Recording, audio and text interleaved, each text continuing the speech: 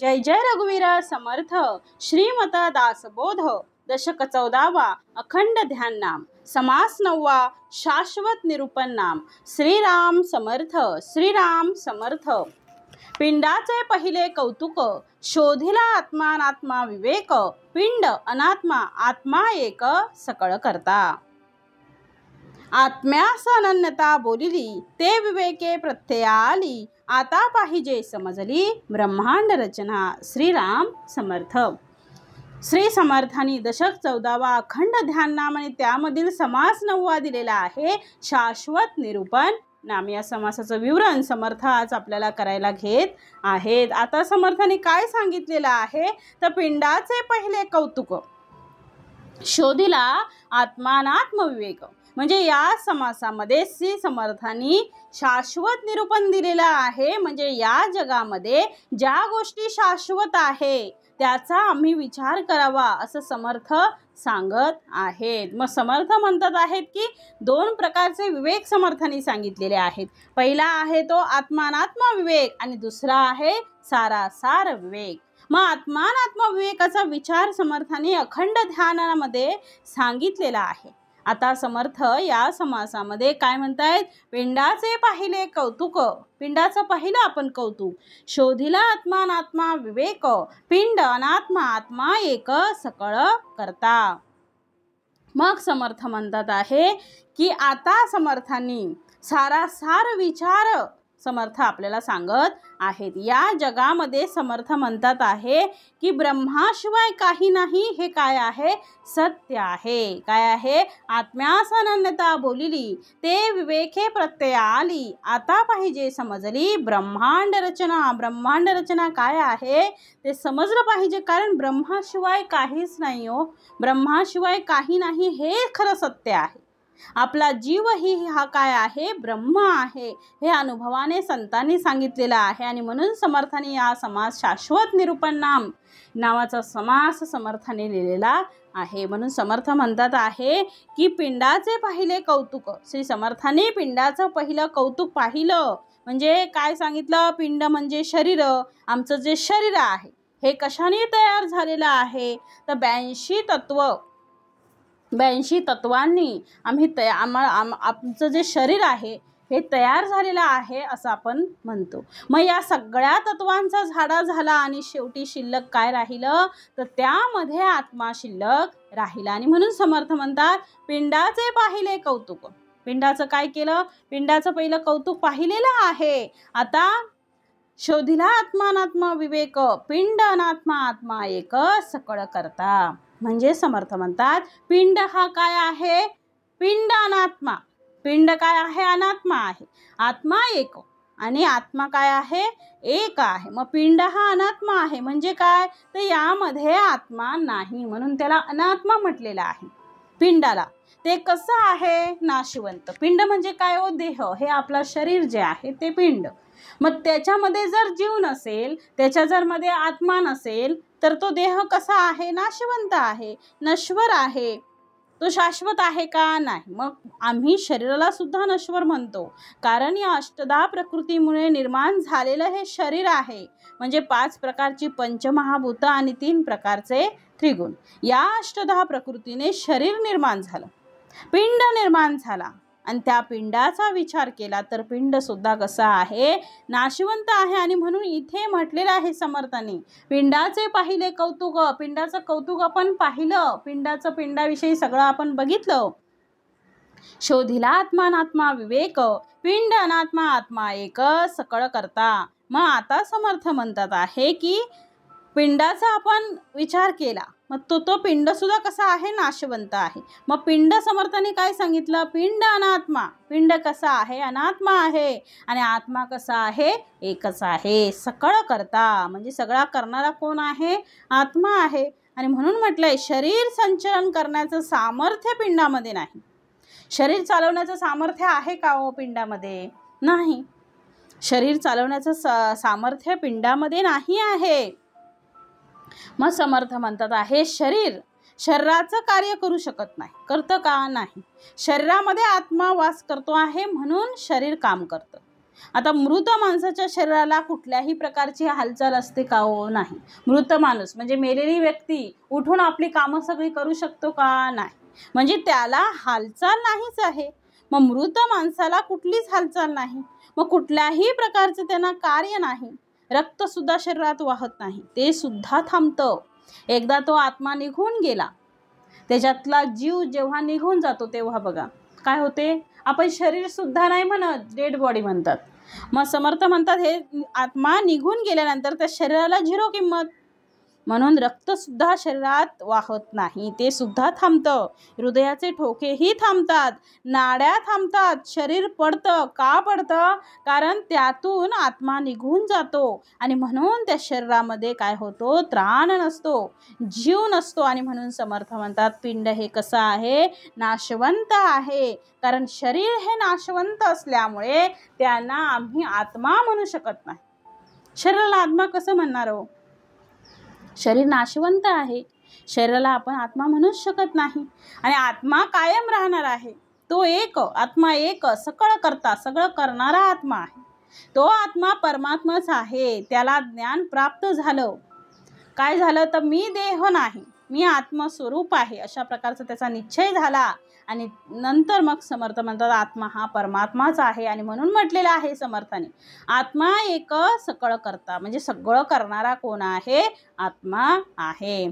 आणि म्हणून समर्थ पुढे म्हणतात आहे की आत्मा हे जे आपलं स्वरूप आहे, अशा प्रकारची आत्म्याची अनन्यता विवेकाने समर्थ म्हणतात आहे आपल्याला अनुभवास येते. आत्म्यास अनन्यता बोलिली ते विवेके प्रत्यय आली. इथे सांगितले बघा, ते आपल्याला विवेकाने प्रत्ययाला अनुभवाला येते. आता पाहिजे समजली ब्रह्मांड रचना. आता ब्रह्मांडाची रचना समजून घेणं काय आहे? आवश्यक आहे. ब्रह्मांड रचना आता कळली पाहिजे. आणि म्हणून म्हटलेलं आहे आत्मानात्मा विवेकामध्ये आत्मा काय आहे आणि आत्म्याला अनुसरून आलेल्या सगळ्या गोष्टी म्हणजे 82 तत्वांचं हे शरीर किंवा पंचमहाभूत आणि त्रिगुण आहेत. आत्मा आहे आणि आत्म्याबरोबर अनात्मा, या सगळ्या बाकी राहिलेल्या गोष्टी ज्या आहेत त्या अनात्मा आहेत. याला आत्मानात्म विवेक म्हटलेला आहे. आत्मा आणि अनात्मा, आत्मानात्म विवेक असा होतो. म्हणजे कर्त्याच्या आधारावरच वाक्य आहे, कर्त्याशिवाय वाक्य नाही. म्हणून समर्थाने म्हटलंय की हे सगळं पिंडाचा विचार आता आपण सोडून आम्हाला कशाचा विचार करायचा आहे? आता पाहिजे समजली ब्रह्मांड रचना. मग आता काय समजलं पाहिजे? तर आता ब्रह्मांड रचना आपल्याला नीट कळली पाहिजे. ब्रह्मांड रचना आपल्याला समजली पाहिजे.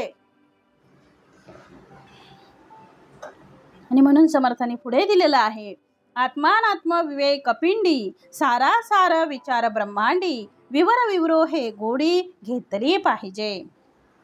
पिंड कार्य ब्रह्मांड कारण याचे करावे विवरण हेची पुढे निरूपण बोलले असे.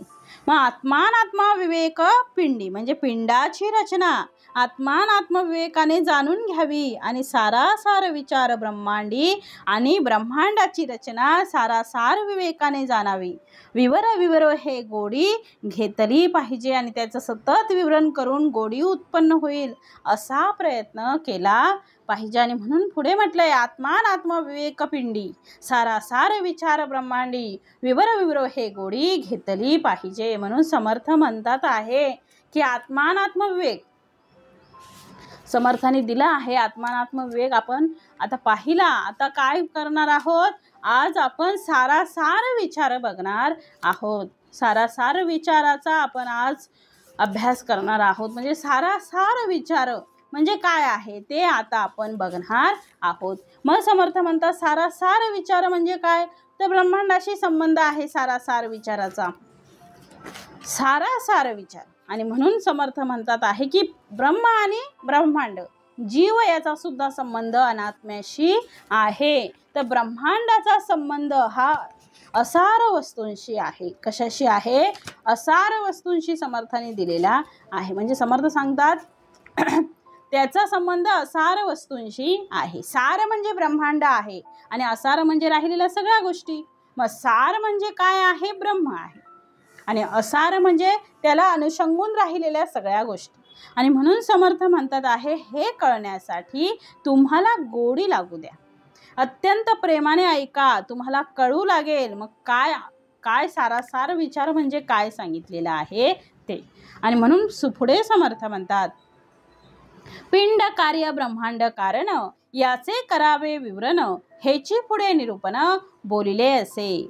असार म्हणजे नासिवंत, सार म्हणजे ते शाश्वत, जयास होईल कल्पांत ते सार नव्हे. मग पिंड कार्य ब्रह्मांड कारण, मग पिंडाची रचना आत्मानात्म विवेकाने जाणून घ्यावी आणि ब्रह्मांडाची रचना सारासार विवेकाने आपण जाणावी आणि त्याचं सतत विवरण करून मग आपल्याला त्याची काय होईल, विवरो हे गोडी घेतली पाहिजे. मग हळूहळू त्याची गोडी आपल्याला उत्पन्न होईल असा प्रयत्न आपण केला पाहिजे. आणि म्हणून म्हटलंय, पिंड कार्य ब्रह्मांड कारण, पिंड हे कार्य आहे आणि ब्रह्मांड हे काय आहे, कारण आहे. याचे करावे विवरण, याचं विवरण पुढील निरूपणात केलेलं आहे. आता पुढे याचं विवरण समर्थाने दिलेलं आहे. आणि म्हणून म्हटलंय, आता आम्हाला पिंड आणि ब्रह्मांड याचा संबंध सांगितलेला आहे.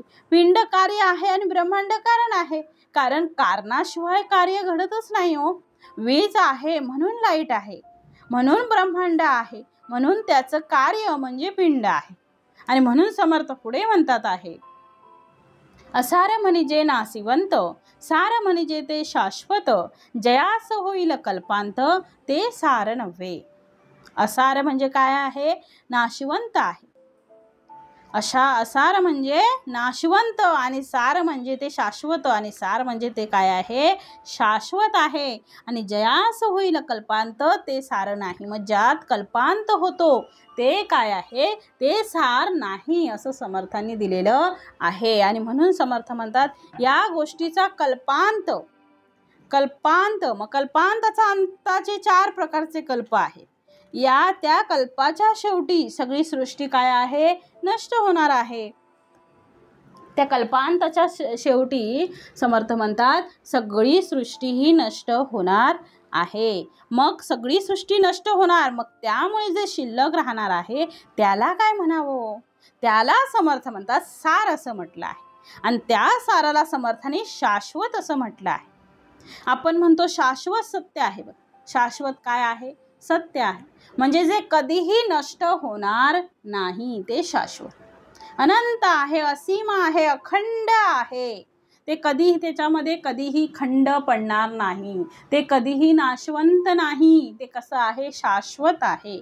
ते नष्ट होणार नाही, ते आहे तसंच राहणार आहे. आणि म्हणून असार ते नाशिवंत, सार ते शाश्वत. असार ते नाशवंत आहे आणि सार हे कसं आहे, शाश्वत आहे, दीर्घकाळ टिकणारं आहे. जयास होईल कल्पांत ते सार नव्हे. मग जे कल्पांती आहे ते सगळं नष्ट होऊन जाणार आहे, त्याला सार कसं काय म्हणावं. आणि म्हणून पुढे समर्थ देतात आहे, पृथ्वी जळापासून झाली, पुढे ते जळी मिळाली, जळाची उत्पत्ती वाढली तेजापासूनी. ते जळ ते जे शोषिले, महत् ते जे आटोन गेले, पुढे तेजची उरले सावकाश. तेज झाले वायोपासूनी, वायो झडपी तया लागुनी, तेज जाऊनी दाटणी वायोचीच झाली. मग पृथ्वी जळापासून झाली. पृथ्वी कशापासून झाली, पाण्यापासून झाली. पृथ्वी जळापासून म्हणजे पृथ्वीचा जन्म कसा झाला, पृथ्वीचा जन्म कसा झाला तर काय आपण काय म्हणणार, जळापासून पृथ्वीचा जन्म झाला म्हणजे पृथ्वी निर्माण झाली. मग शरीर सुद्धा कसं निर्माण झालं, काय म्हटलेलं आहे, शरीर पुढे ते जळी मिळाली, जळाची उत्पत्ती वाढली तेजापासून. मग समर्थ म्हणतात की शरीर सुद्धा कसं निर्माण झालं, तर पाण्याच्या एका थेंबापासून. मग पाणी आहे म्हणून शरीर निर्माण झालं. मग आपल्या शरीरातले सगळे घटक पाण्याने तयार झालेले आहेत. आणि म्हणून म्हटलेलं आहे पिंडी ते ब्रह्मांडी. म्हणून पृथ्वी सुद्धा पाण्यातून निर्माण झालेली आहे. पाणी नसतं तर पृथ्वी राहिली नसते. आणि म्हणून पुढे दिले समर्थाने, पुढे ते जळी मिळाली, पुढे ते जळी मिळाली, पुढे ती जलात विरघळून गेली. जळाची उत्पत्ती वाढली तेजापासून. त्या जलाची उत्पत्ती कशापासून झाली? मग तेजापासून झाली. जळाची उत्पत्ती ही तेजापासून झालेली आहे. आणि तेज म्हणजे काय सांगितलेलं आहे? तर अग्नी सांगितलेली आहे. अग्नीतूनच तेज निर्माण झालं, अग्नीतूनच जळ निर्माण झालं. ते जळ आटण्यासाठी सुद्धा अग्नी कारणीभूत आहे. पाण्याला जर समजा आपण उष्णता दिली तर पाणी सुद्धा त्या उष्णतेमध्ये सामावले जाते. आणि म्हणून पुढे समर्थाने म्हटलेलं आहे, ते जळ तेजे शोषिले, महत तेजे आटोन गेले, पुढे तेजची उरले सावकाश. काय म्हटलंय? ते जळ तेजे शोषिले. ते जल जे आहे तेजे शोषिले, तेजानं शोषलं. महत तेजे आटोन गेले, महत तेजाने ते आटूनच गेले. आणि पुढे तेजची उरले सावकाश. आणि केवळ काय उरलं? तेजच उरलं. आणि म्हणून पुढे समर्थ म्हणतात आहे की ते जळ तेजे शोषिले, महत तेजे आटोन गेले, पुढे तेजची उरले सावकाश. म्हणजे जल संपण्यासाठी सुद्धा ते जल तेजे शोषिले, तेजाने शोषून टाकलं. महत तेजे म्हणजे मोठ्या तेजानं आटून गेलं. आणि उष्णता जास्त असली की नद्यांचं, नाल्यांचं, ओढ्यांचं सगळं पाणी काय होतं? संपून जातं. कोणी शोषलं? तर समर्थाने तिथे दिले बघा, महत तेजे आटोन गेले. काय म्हटलंय? महत तेजाने ते आटूनच गेले आणि केवळ तेजच उरलं. पुढे तेजची उरले. मग शेवटी उष्णतेतून काय उरलं? शेवटी उष्णता उरणार आहे. आता या उष्णतेला पुढे काय होईल? उष्णतेचं पुढे काय झालं? तर पुढे समर्थाने दिलंय, तेज झाले वायोपासूनी, वायो झडपी तया लागुनी, तेज जाऊनी दाटणी, वायोचीच झाली. मग तेज झाले वायोपासूनी. तेज कशापासून झालं? वायूपासून झालं. वायो झडपी तया लागुनी, त्याला वायू झडपून विझवून टाकतो. तेज जाऊनी दाटणी, वायूचीच झाली. मग तेज जाऊन सर्वत्र वायूचीच दाटी झाली. मग इथे म्हणून दिलंय, आता तेज जे निर्माण झाला आहे, तेज जो निर्माण झाला हा अग्नी कोणापासून निर्माण झालेला आहे? तर त्याचं उत्तर आहे वायूपासून. अग्नी निर्माण झाला. आणि म्हणून पुढे दिलंय, वायो झडपी तया लागुनी, तेज जाऊनी दाटणी, वायोचीच झाली. म्हणजे पुढे हे तेज वायूमुळे प्रगट जरी झालं असलं तरी सुद्धा वायूच्याच माध्यमातून हे तेज पुन्हा नष्ट होतं. आणि त्याच्या पुढे जाऊन मग काय होतं? तेज जाऊनी दाटणी, वायूचीच झाली. मग तेज जाऊन सर्वत्र वायूचीच दाटी झाली असं म्हटलेलं आहे. म्हणजे ते तेज काय होतं? नष्ट होतं आणि पुन्हा ती वायुस्थिती निर्माण होते. आणि पुढे समर्थाने दिलंय, वायो गगनापासून झाला, मागुता तेथेची विराला, ऐसा हा कल्पांत बोलिला वेदांत शास्त्री. गुण माया मूळ माया, परब्रह्मी पावती लया, ते परब्रह्म विवराया विवेक पाहिजे. मग विवेक वायू गगनापासून झाला. काय म्हटलेलं आहे? आता वायू कशापासून? वायू तरी कसा झाला हो? तर वायू निर्माण होण्यासाठी गगन कारणीभूत आहे. म्हणजे पोकळी. गगन म्हणजे आपल्याला काय माहिती आहे? पोकळी. मग त्यातून काय झाला? वायू निर्माण झाला. आणि वायू गगनापासून झाला आणि शेवटी तेथेच काय झाला? लय पावला. काय म्हटलंय? वायू गगनापासून झाला, मागुता तेथेची विराला, तिथे तो शेवट झाला. ऐसा हा कल्पांत बोलला वेदांत शास्त्री. अशा प्रकारे कल्पांताचे वर्णन वेदांत शास्त्रात केलेले आहे. मग वायू गगनापासून झाला. आता वायू तरी कसा झाला? तर वायू निर्माण होण्यासाठी गगन कारणीभूत आहे आणि पोकळी कायम आहे. मग त्यातून वायू निर्माण झाला. मग मागुता तेथेची विराला, मग तो वायू जाऊन कुठे जाणार आहे? तर पुन्हा त्याच ठिकाणी तो सामावला जातो. ऐसा हा कल्पांत बोलिला वेदांत शास्त्री. मग वेदामध्ये अशा प्रकारे, शास्त्रामध्ये अशा प्रकारचं वचन वापरलेलं आहे. ते म्हणतात आहे, गगनापासून वायू निर्माण झाला, वायूपासून तेज झाला, तेजापासून जल निर्माण झालं आणि जलापासून शेवटी पृथ्वी निर्माण झाली. आणि आता उलट्या क्रमाने आपण जाऊ. आता काय? उलट्या क्रमाने कसं जाऊ बघा. पृथ्वी संपली, मग काय होईल? जलरूप झाली. जल संपलं, मग काय होईल? तेजरूप होईल. तेज संपलं, मग ते वायुरूप होईल. वायूही संपला आणि गगनामध्ये तो विरून गेला. मग काय, पोकळी पुन्हा कायम राहिली. आणि म्हणून समर्थ इथं म्हणतात आहेत की शेवटी काही शिल्लक राहणार नाही. मग शेवटी जे शिल्लक राहणार आहे त्यालाच समर्थ म्हणतात आहे की ते ब्रह्म आहे. काय काय संपणार आहे ते समर्थाने आता दिलेलं आहे. पुढे म्हणतात आहे बघा, गुण माया मूळ माया परब्रह्मत पावती लया, ते परब्रह्म विवराया विवेक पाहिजे. गुणमाया मूळ माया सर्व उपाधीचा सेवट, तेथे नाही दृश्य खटपट, निर्गुण ब्रह्म घनदाट सकळा ठाई. उदंड कल्पांत झाला तरी नाश नाही तयाला, माया त्यागे शाश्वताला ओळखावे. मग आता समर्थ म्हणतात गुणमाया आणि मूळ माया. आता मूळ मायेतून गुणमाया जन्माला आली, पण हे दोन्ही गुणमाया असो नाहीतर मूळ माया असो, शेवटी काय होते, गुणमाया असो नाहीतर मूळ माया असो, शेवटी परब्रह्म पावती लया. म्हणजे सर्व उपाधींचा शेवट जेथे आहे, गुणमाया आणि मूळ माया ही परब्रह्माच्या ठाई लय पावतात. आणि या परब्रह्माचं विवरण, ते परब्रह्म विवराया विवेक पाहिजे. या परब्रह्माचं विवरण करण्यासाठी सर्वात पहिलं विवेक पाहिजे. विवेकाशिवाय हे होणार नाही. आणि म्हणून म्हटलंय शेवटी परब्रह्मी पावती लया. शेवट झाल्यानंतर ही सुद्धा गुणमाया आणि मूळमाया पुन्हा परब्रह्मामध्ये ती सामावली जाते. आणि म्हणून म्हटलेलं आहे ते परब्रह्मी विवराया. विवरण करणं म्हणजे स्पष्टीकरण करणं. ते परब्रह्मी विवराया काय सांगितलं आहे, विवेक पाहिजे. मग ते कळण्यासाठी आमच्याजवळ विवेक पाहिजे. विवेक म्हणजे ज्ञान हो, ज्ञान पाहिजे आपल्याला, कारण ज्ञानाशिवाय हे सगळं कळणार नाही. ज्ञान असेल तर आपल्याला सगळ्या गोष्टी कळू शकतील. आणि त्याला ज्ञानाला नुसतं ज्ञान नाही तर ज्ञानाला सुद्धा काय आहे, समर्थ म्हणतात की ज्ञानाला सुद्धा अनुभवाची जोड पाहिजे, तरच या गोष्टी कळणार आहेत. मग पहिले ब्रह्म आणि ब्रह्मामध्ये निर्माण झालेल्या संकल्पना. आता ब्रह्म एकटंच होतं की नाही, मग ब्रह्माच्या मनात आलं की मी एकटा आहे, मग काय करावं, एकोहम बहुस्याम, मी आता एक आहे, आता मला अनेक होण्याची इच्छा झाली. तिथे जन्माला आली ती आहे मूळमाया. आणि त्या मूळमायेमध्ये सुप्त रूपाने गुणमाया आली आणि ती गुणमाया मूळमायेतून प्रगट झाली. गुणमायेमध्ये त्रिगुण स्पष्ट दिसू लागले, रज तम आणि सत्व.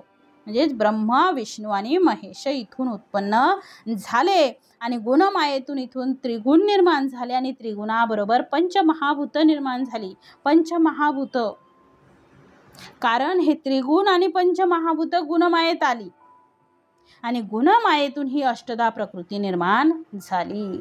आता पंचमहाभूत आप, तेज, पृथ्वी, वायू आणि आकाश आणि 3 त्रिगुण रजतम आणि सत्व 5 आणि 3 8 झाले. मग या अष्टधा प्रकृती गुणमायेतून ही अष्टधा प्रकृती निर्माण झाली आणि या अष्टधा प्रकृतीतून पुढे आम्हाला जी डोळ्यांनी दिसते ती सृष्टी निर्माण झाली. आणि म्हणून समर्थ म्हणतात सर्व उपाधीचा शेवट, काय सांगतायत, सर्व उपाधीचा शेवट, तेथे नाही दृश्य खटपट, निर्गुण ब्रह्म घनदाट सकळा ठाई.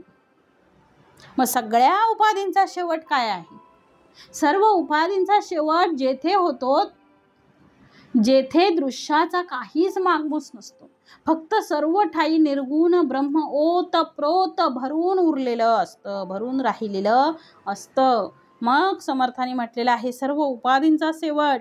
कधी आहे उपाधीचा शेवट, तर जिथे दृश्याचं काहीच काम नसतं, त्याचा मागमूसही एक सुद्धा कण तिथे दिसणार नाही, फक्त सर्व ठिकाणी काय दिसणार, निर्गुण तो परब्रह्म ओत प्रोत भरून राहिलेला दिसणार आहे. तिथं उपाधीचा शेवट होतो. आणि म्हणून पुढे समर्थाने म्हटलेलं आहे सर्व उपाधीचा शेवट, तेथे नाही दृश्य खटपट, निर्गुण ब्रह्म घनदाट सकळा ठाई. ते सांगितलेलं आहे समर्थाने, निर्गुण ब्रह्म घनदाट सकळा ठाई. मग सगळ्यांच्या ठिकाणी निर्गुण ब्रह्म घनदाट भरलेला आहे. सगळ्यांच्या ठाई म्हणजे जागेवर, ठाई म्हणजे त्याच्या जवळ काय आहे तर परब्रह्म घनदाट वास करतो आहे. परब्रह्म नाही अशी कुठे जागा आहे का हो? परब्रह्म नाही अशी जागाच नाही. आणि म्हणून समर्थ म्हणतात गुणमाया आणि मूळमाया परब्रह्मी पावती लया, ते परब्रह्म विवराया विवेक पाहिजे. काय सांगितलंय? म्हणून पहिलं म्हटलं बघा, गुणमाया आणि मूळमाया परब्रह्मी पावती लया, परब्रह्माच्या ठिकाणी लय पावणार आहेत आणि परब्रह्माच्या ठाई त्यांचा लय होणार आहे. आणि ते परब्रह्म विवराया विवेक पाहिजे. ते परब्रह्म विवरण्यासाठी, ते सांगण्यासाठी, ते कळण्यासाठी विवेक पाहिजे. विवेक म्हणजे ज्ञान पाहिजे आणि त्यालाही अनुभवाची जोड पाहिजे. आणि म्हणून म्हटलेलं आहे समर्थाने, सर्व उपाधीचा शेवट कुठल्या उपाधी आहेत? देह ही सुद्धा एक उपाधीच आहे व आजची. आमच्या देहाच्या शेवटी काय आहे? तेथे नाही दृश्य खटपट. देहाच्या शेवटी काही नाही. आपण उपाध्या लावून घेतो आपल्याला, मीच सुंदर, मीच देखणी, मीच गोरी, मीच अशी, मीच तशी. मग स्वतःला स्वतःच्या उपमा देतो. आपल्याला स्वतःलाच गर्व, अहंकार, ताठा असतो. मला हे येतं, मला ते येतं. एखादी जरी गोष्ट येत असेल तर आपण त्याला मिरवत बसतो. मग समर्थ म्हणतात आहे की अशी उपाधीचा शेवट झाला पाहिजे. मग तेथे नाही दृश्य खटपट. तेथे दृश्यांचा संबंध राहिला तर दृश्य शिल्लकच राहणार नाही. कारण इथे त्रिपुटीचा लय होतो. निर्गुण ब्रह्म घनदाट सकळा ठाई. आणि म्हणून पंचमहाभूत बाजूला सारली की समर्थ म्हणतात त्रिगुण बाजूला सारले की उरलेलं जे आहे ते निर्गुण परब्रह्म तत्व आहे, जे तुमच्या आमच्यामध्ये कायमस्वरूपी आहे. आमच्यातील देह हा बाजूला टाकला आणि म्हणून या दुसऱ्या बाजूने सांगता येईल की आकार संपलं, नाम संपलं, उपाधी संपली की शिल्लक मात्र काय राहतो? बघा, देह संपला, नाव संपलं, आकार संपला, सगळं संपलं. आता काय उपाधी संपली, आता शिल्लक काय राहणार? तर शिल्लक फक्त परब्रह्म राहतं. ब्रह्म राहतं, शिल्लक फक्त परब्रह्म राहणार आहे. कारण ते शाश्वत आहे. अशाश्वत ते शिल्लक राहत नाही. शाश्वत आहे ते दीर्घकाळ टिकून राहणार आहे. आणि म्हणून म्हटलेलं आहे उदंड कल्पांत झाला तरी नाशवाही तयाला, माया तागे शाश्वताला ओळखावे. काय म्हटलेलं आहे की समर्थाने सांगितलंय की मायेचा त्याग. काय सांगितलंय? मायेचा त्याग. विवेक म्हणजे फार मोठा प्रलय जरी झाला तरी परब्रह्म नाश पावत नाही. आणि म्हणून विवेकाने, ज्ञानाने मायेचा त्याग करून शाश्वत ब्रह्माला अनुभवाने जाणलं पाहिजे. असा परब्रह्म दिसणार नाही, त्याला अनुभवाने जाणलं पाहिजे. म्हणून समर्थ म्हणतात उदंड कल्पांत झाला, माया त्यागी शाश्वताला. काय म्हटलेलं आहे? माया त्यागे शाश्वताला ओळखावे. मग मायेचा त्याग केल्याशिवाय सगळ्यात पहिलं काय आहे? मायेचा त्याग करता आला पाहिजे. ही जी माया आहे ती आपल्याला चिकटून बसलेली आहे आणि तिचा नसता स्वार्थ, नसता तिचा अहंकार आपल्याला झालेला आहे.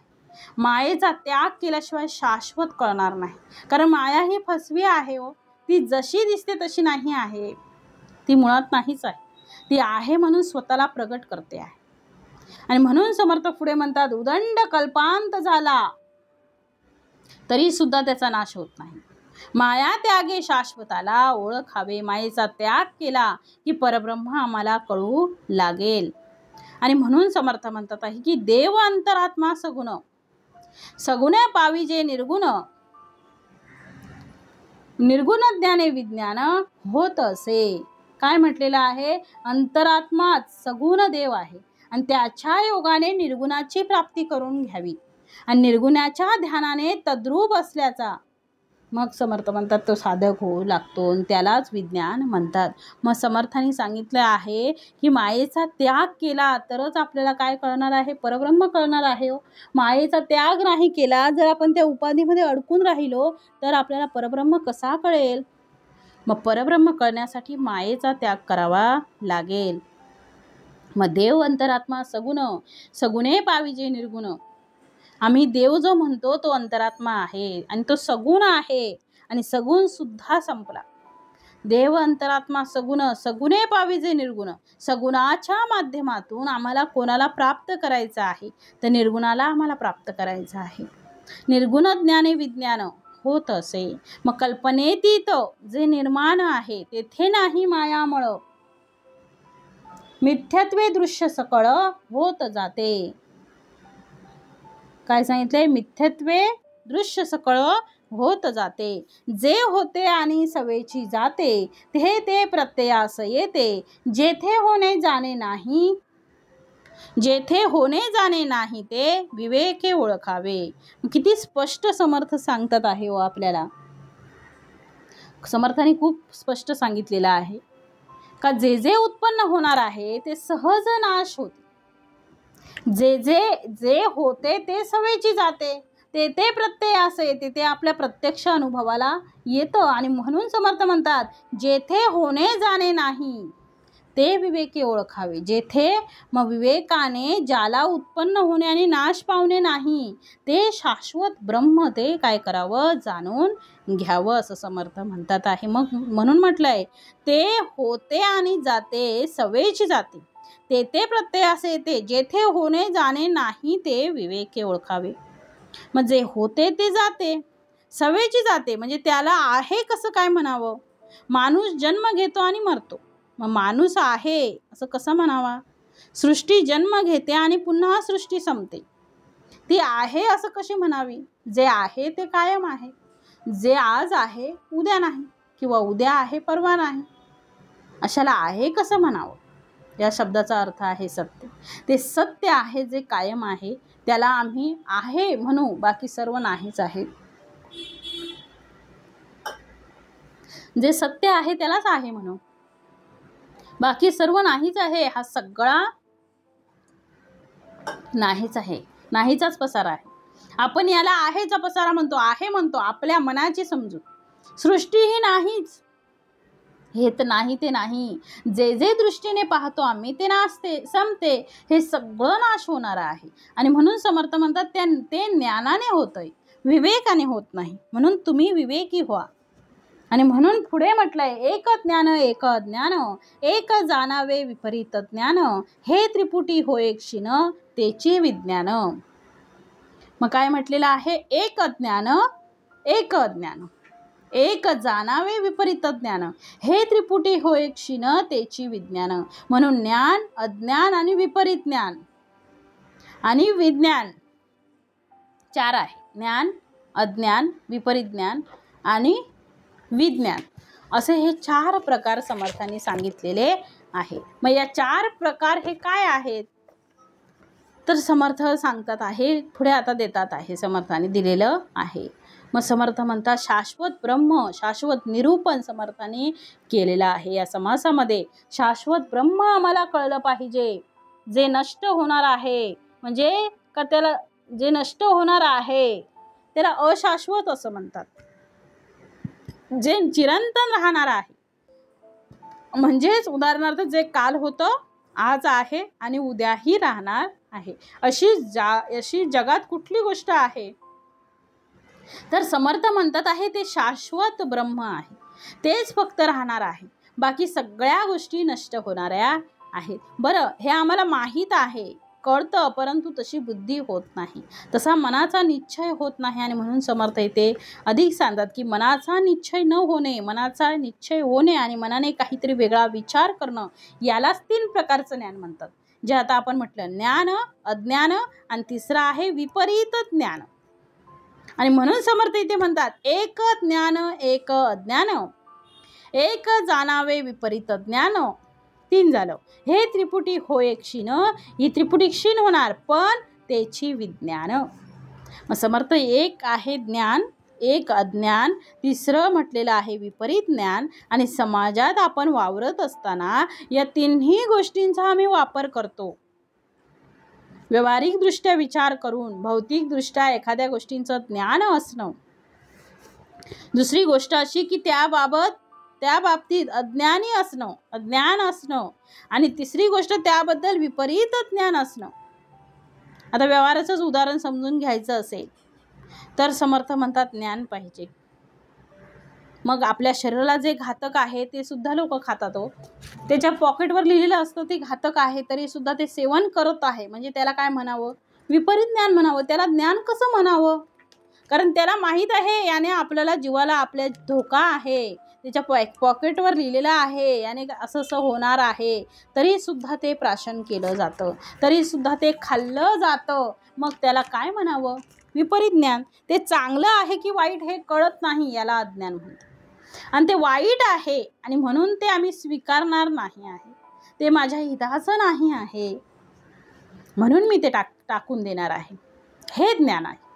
माझ्या हिताचं नाही, माझ्या शरीरासाठी ते चांगलं नाही, मला ते सोडायचंच आहे, मी ते प्राशन करणार नाही, मी खाणार नाही, हे ज्ञान आहे. याला ज्ञान म्हणावं, कारण त्याच्यात कळतंय आपल्याला. म्हणून समर्थांनी म्हणतात हे ज्ञान, अशा प्रकारचं ज्ञान आम्हाला जगामध्ये प्राप्त होते की ज्या ज्ञानाने आम्ही स्वतः तयार होतो, आपलं जीवन उत्तम होतं, त्याला ज्ञान म्हणावं. ज्या गोष्टीमुळे आमचं जीवन दुःखी होतं आणि त्या दुःखी होणाऱ्या गोष्टींचा आम्ही स्वीकार करतो आहे, ते विपरीत ज्ञान म्हणावं. आणि अज्ञान याला म्हणावं की ती गोष्ट चांगली की वाईट आहे हे कळतच नाही, त्याला अज्ञान असं म्हणावं. आपण लहान मुलांच्या बाबतीत काय म्हणतो? तो अज्ञानी आहे. याचा अर्थ त्याला चांगले की वाईट हे कळतच नाही आहे. ज्याला कळतं त्याला आपण म्हणतो ज्ञानी आहे. याचा अर्थ त्याला कळते. पण एखाद्या माणसाला कळते पण वळत नाही, ते विपरीत ज्ञान आहे. कळते त्याला, हे घेणं बरोबर नाही आहे, हे करणं बरोबर नाही आहे. चोरी करणं हे वाईट आहे की चांगलं? हो, चोरी करणं हे वाईटच आहे, हे त्याला कळतं, त्याचं मन सुद्धा सांगतं, पण तरी सुद्धा तशी कृती करण्याची त्याची इच्छा होते. हो, त्याची इच्छा प्रबळ होते आणि त्याला विपरीत ज्ञान असं म्हणतात. आणि विपरीत ज्ञानाने कोणाचंच भलं होत नाही. अज्ञानी माणसाला शिकवता येतं, ज्ञानी माणूस तो स्वतः तरुणच जातो, पण विपरीत ज्ञानवाला जो आहे त्याला तरुणोपाय नाही. आता आध्यात्मिक दृष्ट्या जर विचार केला तर ज्ञान, विपरीत ज्ञान, अज्ञान यांचा वर्णन समर्थ पुढे करतात बघा. या त्रिपुटींचा लय करावा आणि त्रिपुटी होय क्षीणतेची विज्ञान. मग चारी ज्ञानाचा प्रकार आहे, चौथा जो आहे तो विज्ञान आहे. मग 3 प्रकार झाले ते आपण पाहिले, अज्ञान, विपरीत ज्ञान, ज्ञान आणि चौथा आहे विज्ञान. आता ज्ञानानंतर विज्ञान म्हटलं आहे. विज्ञान ज्याला म्हणतो आम्ही त्याला आपण अनुभवजन्य ज्ञानाला विज्ञान म्हटलं आहे. विशेष ज्ञान म्हणून विज्ञान. म्हणून समर्थ इथे त्याचं वर्णन करतात आहे. आत्मा हे जाणतो हे त्याचं ज्ञान आहे. आत्म्याच्या बाबतीत ते कळत नाही, त्याला म्हणून तो अज्ञान.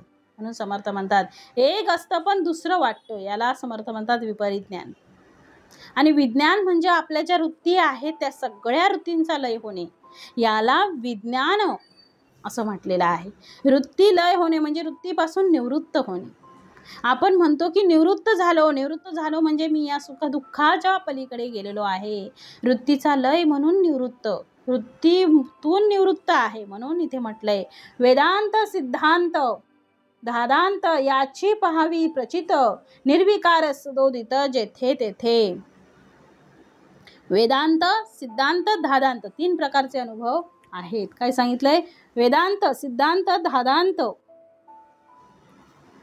मग समर्थाने इथे दिलंय एक ज्ञान म्हणजे अहम ब्रह्मास्मी. दुसरं ज्ञान आपलं खरं स्वरूप न जाणणं. तिसरं ज्ञान विपरीत ज्ञान म्हणजे मी देहच आहे असं समजणं. आणि ही त्रिपुटी जेव्हा नाहीशी होते तेव्हा साधकाला स्वस्वरूपानुभव देऊन जीव ब्रह्मैक्य होते, तेच विज्ञान आहे. आणि म्हणून पुढे दिलंय वेदांत, सिद्धांत, धादांत. वेदांत म्हणजे शास्त्र प्रचिती, सिद्धांत म्हणजे गुरु प्रचिती आणि धादांत म्हणजे आत्मप्रचिती. याचा साक्षात अनुभव घ्यावा, याची पहावी प्रचित.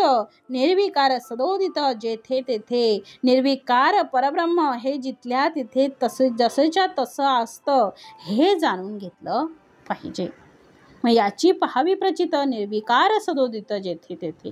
मग आपल्याला 3 प्रकारच्या प्रचितींचा अनुभव आलेला आहे आणि त्या 3 प्रकारची प्रचिती आपण त्याचा अनुभव घेऊ शकतो. त्यातली पहिली प्रचिती आहे वेदांत आहे. याचा अर्थ शास्त्र प्रचिती. शास्त्राचा अनुभव काय आहे, शास्त्राने काय सांगितलेलं आहे, तर जगातील सगळी शास्त्र जी आहे ती सगळी शास्त्रांमध्ये एक स्वतःच्या अनुभवाच्या पातळीवर त्या साहित्यिकांनी, वैज्ञानिकांनी संशोधन करून त्यांचा एक निष्कर्ष काढलेला आहे. पहिली प्रचिती शास्त्र काय म्हणते, दुसरं आहे सिद्धांत. मग समर्थांना जो अनुभव आलेला आहे त्यांनी गुरु प्रचिती म्हणतात त्यांना. आपल्या गुरुप्रचिती, सिद्धांत म्हणजे समर्थांना जो अनुभव आलाय त्याला गुरुप्रचिती. तिसऱ्या प्रकारची प्रचिती धादांत म्हणजे आत्मप्रचिती. शब्द बदलले पण शब्दांच्या जागेवर मागील जे 3 प्रकारच्या प्रचिती आहेत म्हणजे शास्त्र, गुरुप्रचिती, शास्त्रप्रचिती आणि तिसरं आत्मप्रचिती. म्हणून समर्थ म्हणतात तिसरी प्रचितीचा विचार केला तर निर्विकार सदोदित. काय म्हटलेलं आहे? निर्विकार सदोदित, जेथे तेथे. 3 प्रकारचा अनुभव समर्थाने जरी आम्ही घेतला तरी नंतर आत्मप्रचिती आली तर तुमच्या लक्षात येईल की जे निर्गुण निराकार परब्रह्म आहे, सगळ्या याच्यात निराकार परब्रह्म आहे, ते याच्यात चलन नाही, ते नष्ट होत नाही, हे जिथल्या तिथे स्थिर राहतं. सगळं बदलतं. काय बदलतं? तर आकार बदलतो, रूप बदलतो, गंध बदलतो, त्याच्या प्रकारच्या नामात बदल होतो, परंतु परब्रह्म तत्व त्याच्यामध्ये जे आहे ते तसे जसंच्या तसं राहतं. ते ज्ञानदृष्टीने पहा.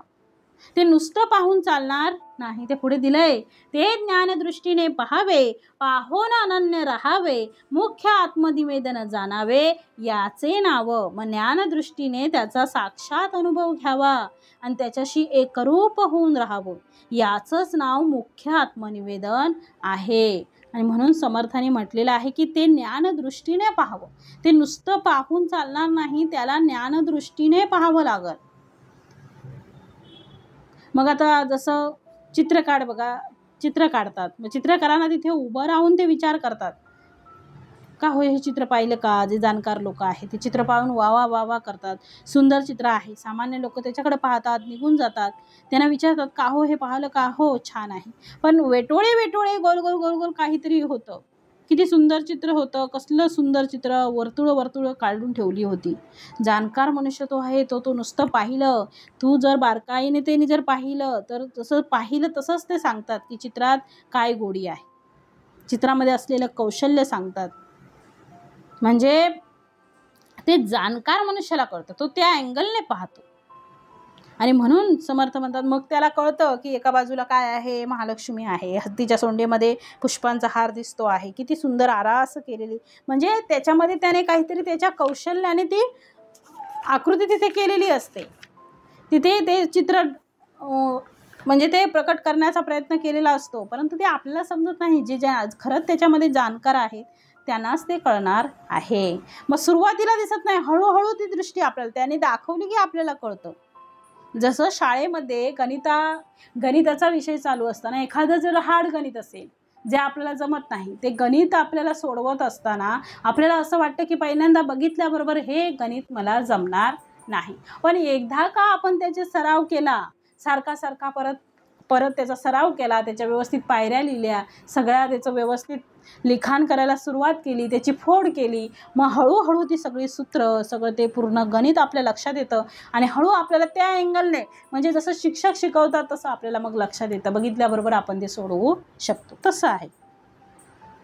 म्हणून समर्थ म्हणतात तसं समर्थाने सांगितलंय तसं परमेश्वर सुद्धा आम्ही पाहतो, तसं दिसणार नाही आम्हाला, त्यात पण तसं ज्ञानदृष्टीने आम्हाला तो परमेश्वर पाहावा लागेल. कारण परमेश्वर पाहण्यासाठी ती दृष्टी आपली पाहिजे हो तशी, त्या अँगलने आपण त्यांना पाहिलं पाहिजे.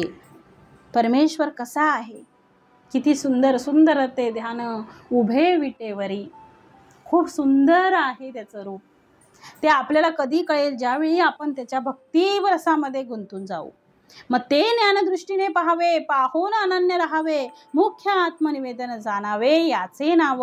मग मुख्य आत्मनिवेदन म्हणजे काय? तर ज्या नविदा भक्ती आहेत त्या नविदा भक्तीमध्ये शेवटची भक्ती आहे ती कोणती आहे? तर आत्मनिवेदन. पहिली आहे श्रवणम, दुसरी कीर्तनम, तिसरी विष्णू स्मरणम, चौथी अर्चनम, पाचवी वंदनम, सहावी दास्यम, सातवी सख्यम नामस्मरणम आणि 9वी आत्मनिवेदनम. आत्मनिवेदन जी भक्ती आहे त्या आत्मनिवेदनामध्ये जो पाहतो आणि ज्याला पाहतो आणि जे पाहतो त्या तिघांचं एकत्रीकरण होतं, याला त्रिपुटी म्हटलेलं आहे. मग संत तुकाराम महाराजांनी सुद्धा आपल्या अभंगामध्ये त्याचं वर्णन केलेलं आहे. मग सांडिली त्रिपुटी, दीप उजळला घटी. त्रिपुटी म्हणजे कोणती हो? भक्त आहे, भगवंत आहे समोर, आणि दोघांमध्ये आंतरक्रिया घडण्यासाठी जी भक्ती आहे ती आहे सांडिली त्रिपुटी. अनेक त्रिपुटी आहेत, एखादं दृश्य आहे, पाहणारा आहे, आणि त्या पाहणाऱ्याची जी क्रिया आहे, दर्शन आहे, म्हणजे दृश्य, पाहणारा मी, होणारं दर्शन, या तिन्ही गोष्टी ज्या वेळेला एक होतात, म्हणून समर्थ म्हणतात त्रिपुटी होई क्षीण. क्षीण होणे म्हणजे संपून जाणं. मग समर्थ तेच सांगितले. समर्थ म्हणतात आहे की त्रिपुटीचं जेव्हा लय होईल तेव्हा दर्शन होईल. भगवंताला पाहायला गेलो असताना भगवंत मला दिसला, इथे द्वैत कायम आहे. पण भगवंताला पाहायला गेलो आहे आणि भगवंताने मी एकरूप झालेलो आहे, इथे अद्वैत आहे. म्हणून इथे म्हटलंय दृश्यात दिसते दृश्य, मनास भासतो भास, दृश्य भासातीत अविनाश परब्रह्म ते. काय म्हटलंय? दृश्याला दृश्य दिसतं, दृश्यास दिसते दृश्य, दृश्याला दृश्य दिसतं, मनास भासतो भास, मनाला भास भासतो, दृश्य भासातीत अविनाश परब्रह्म ते. मग दृश्य आणि भास यांच्या पलीकडे असतं ते अविनाशी परब्रह्म जाणावं. आणि म्हणून पुढे म्हटलं आहे, पाहो जाता दुरीच्या दुरी, परब्रह्म सभाये अंतरी, अंतची नाही अनंत सरी, कोणास द्यावी. चंचळते स्थिरावेना, निश्चळते कदापि चढेना, आभाळे येते जाते गगना, चढन नाही. मग पाहो जाता दुरीच्या दुरी, परब्रह्माला चर्मचक्षुने पाहायला गेलो तर ते दिसू शकत नाही. परब्रह्म सभाये अंतरी, पण वास्तविक परब्रह्म सर्व दृश्य जगताच्या अंतर्बाह्य ओतप्रेत भरलेलं आहे. अंतची नाही अनंत, अंत नाही त्याला, त्याचा अनंत, तो त्याला अंतच नाही, त्या अनंताची बरोबरी कोणी करू शकत नाही.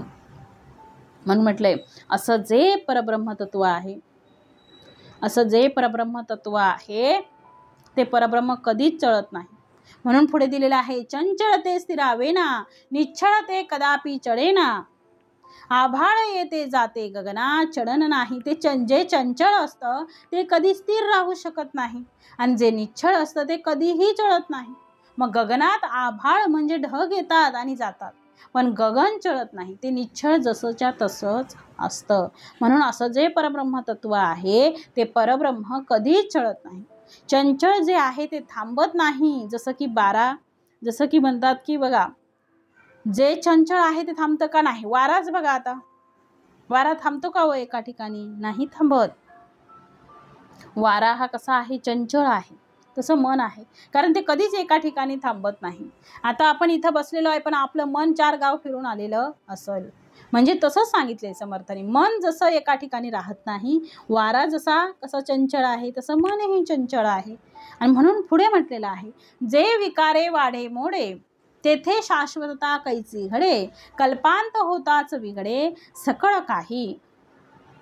जे विकारे वाढे मोडे, मग जे विकार आहेत ते वाढतात आणि काय होणार? मोडतात. आम्हाला सर्वांनाच विकार आहे आणि त्यामुळे आम्ही येतो आणि जातो, परंतु आमच्यामध्ये असलेलं जे आत्मतत्व आहे त्या आत्मतत्वाला कुठेही धक्का नाही. आणि म्हणून म्हटलेलं आहे समर्थाने, जे विकारे वाढे मोडे, जे विकार पावते ते वाढतं आणि मोडतं, तेथे शाश्वतता कैसी घडे, ते शाश्वत कसं बरं असू शकेल? कल्पांत होताच बिघडे सकळ काही. कल्पांत होतो तेव्हा सर्व पंचभौतिक सृष्टी काय होते? नाश पावते.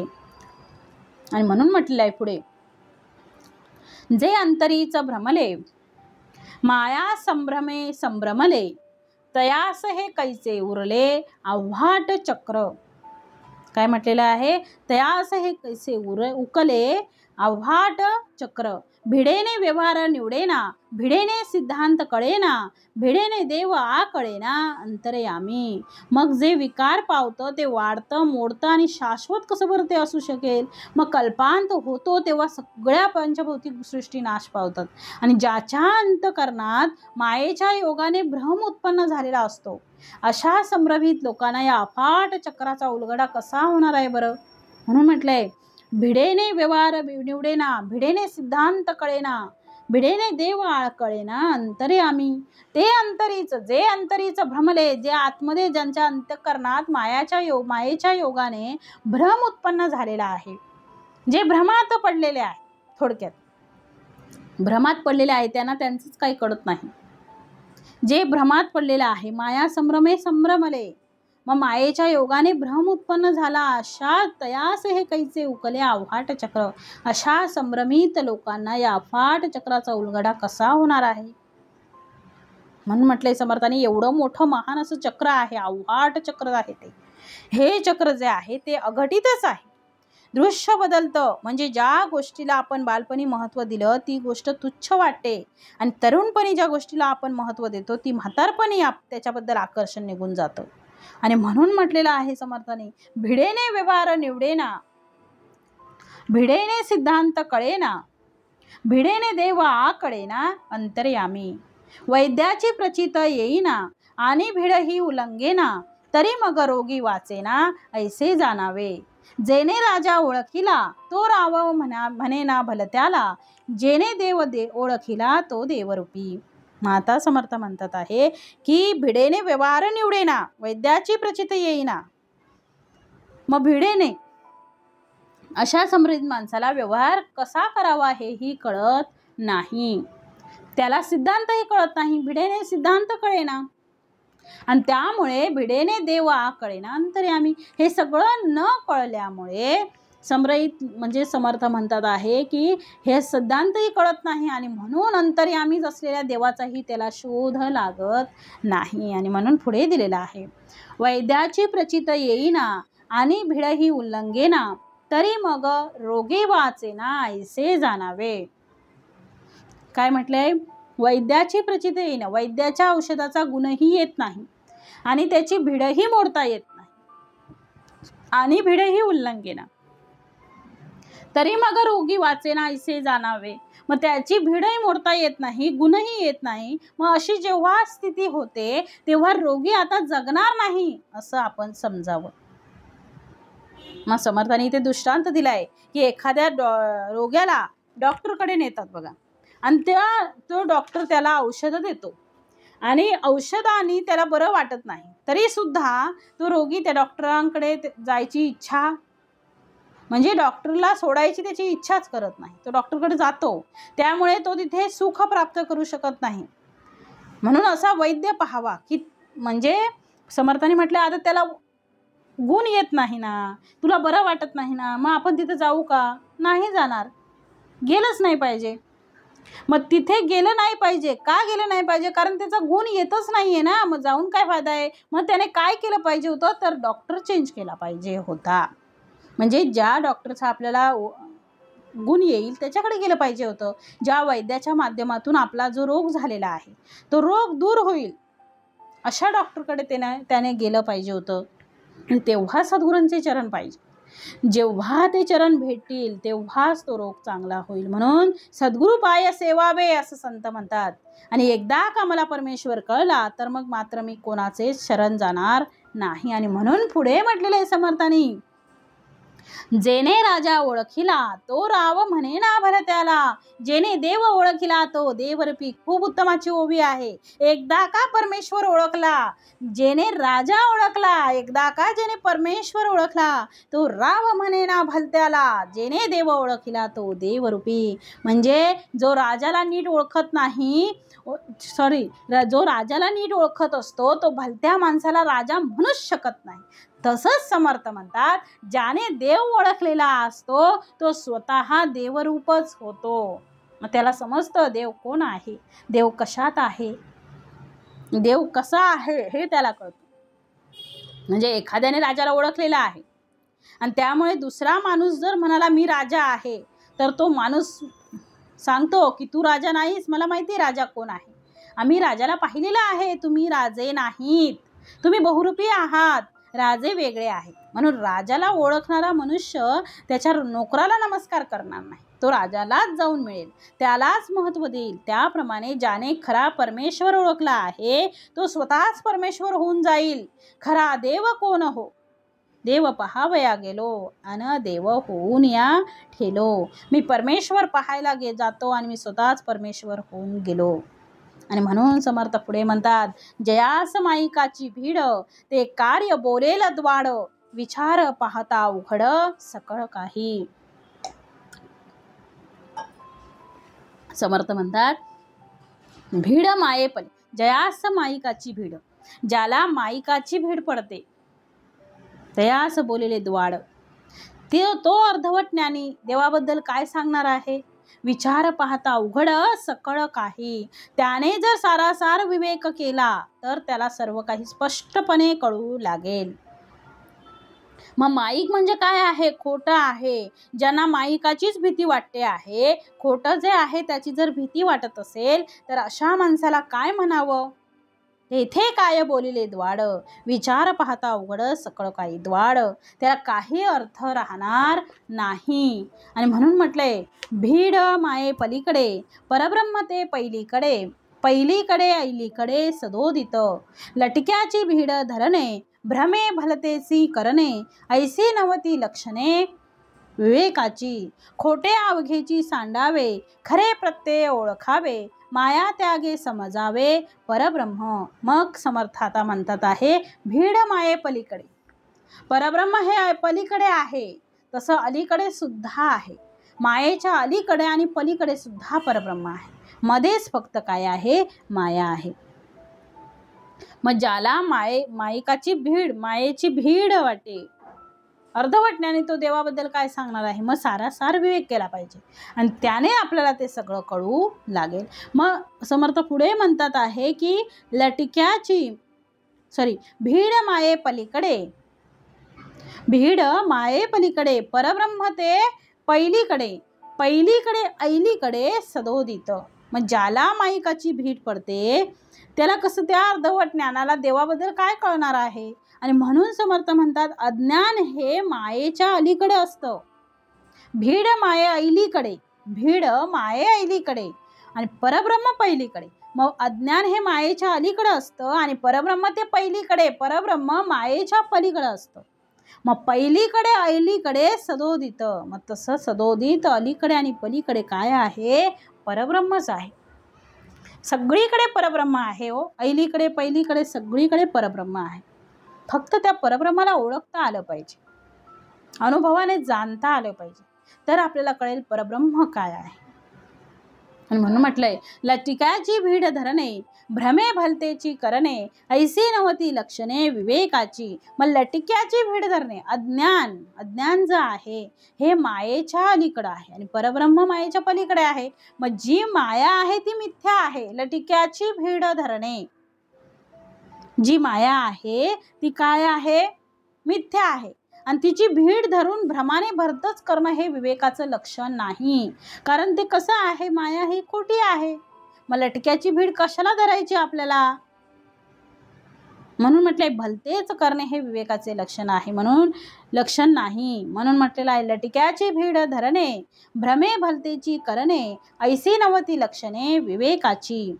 मग खोटे अवघेची सांडावे खरे प्रत्यय ओळखावे. माया त्यागे समजावे परब्रह्म. मग लटक्याची भीड धरणे भ्रमे भलतेची करणे. मग खोट्याला कशाला घाबरायचं?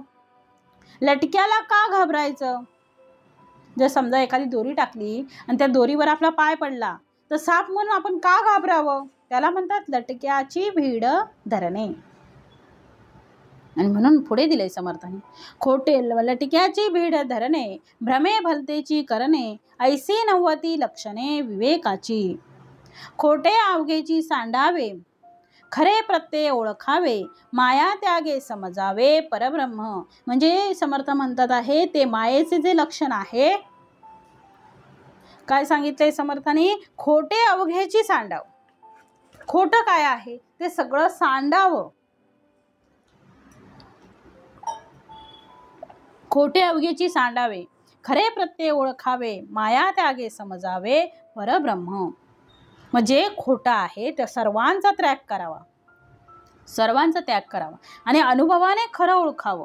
कारण खोट्याची संगती आपल्याला धरायची नाही, आपल्याला खऱ्याला धरून चालायचं आहे. खोट्याला का बरं धरावं? खोट्याला आपल्याला टाकता आलं पाहिजे आणि खरं काय आहे हे विवेकाने आपल्याला कळलं पाहिजे. बघितल्याबरोबर आपल्याला ते जाणवलं पाहिजे, आपण ते ओळखलं पाहिजे. माया ही खोटी आहे हो. परब्रह्म हा कसा आहे? शाश्वत आहे.